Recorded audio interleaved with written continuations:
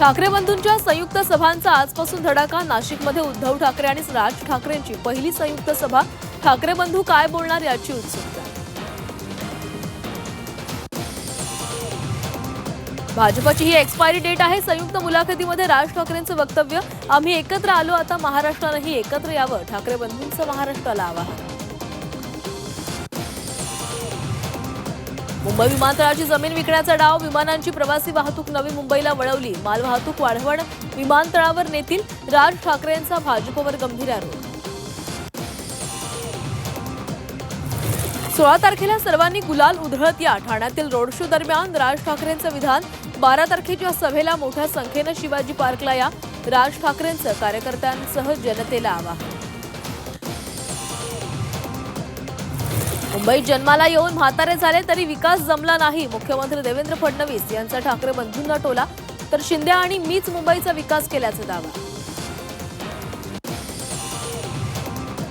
मुख्यमंत्री फडणवीसांच्या नालासोपारा मीरा भाईंदरसह मुंबईमध्ये सभांचा धडाका, तर उपमुख्यमंत्री शिंदेंचा सोलापुरात रोड शो।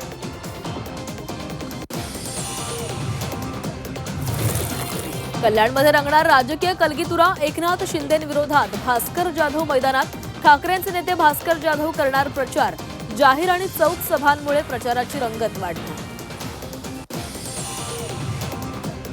पुण्यात उद्या दोन्ही राष्ट्रवादी काँग्रेस पक्षाच्या जाहीरनाम्याचं प्रकाशन, सुप्रिया सुळे आणि अजित पवार प्रथमच एकत्र राजकीय व्यासपीठावर। अजित पवार आणि भाजपची नुरा कुस्ती, महामुलाखतीतून उद्धव ठाकरेंची भाजप राष्ट्रवादीवर टीका, शिंदे मराठी माणसात गोंधळ उडवत असल्याचा ठाकरेंचा आरोप।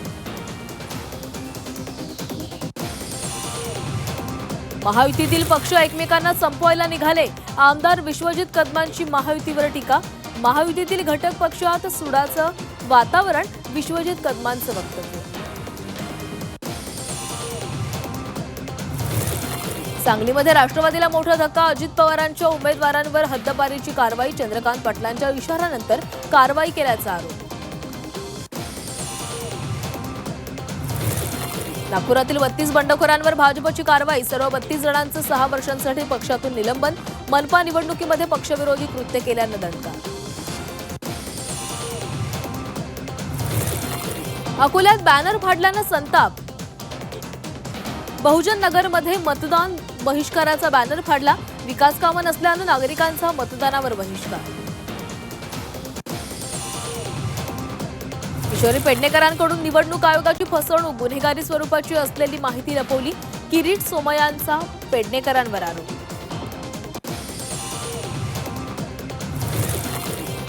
भिवंडीमध्ये बॉम्बे ढाबा नाव लिहिलेला फलक मनसैनिकांनी फाडला, राज ठाकरेंच्या आदेशानंतर मनसैनिक आक्रमक, ढाब्याचं नाव मुंबई ढाबा करण्याचं मालकाचं आश्वासन।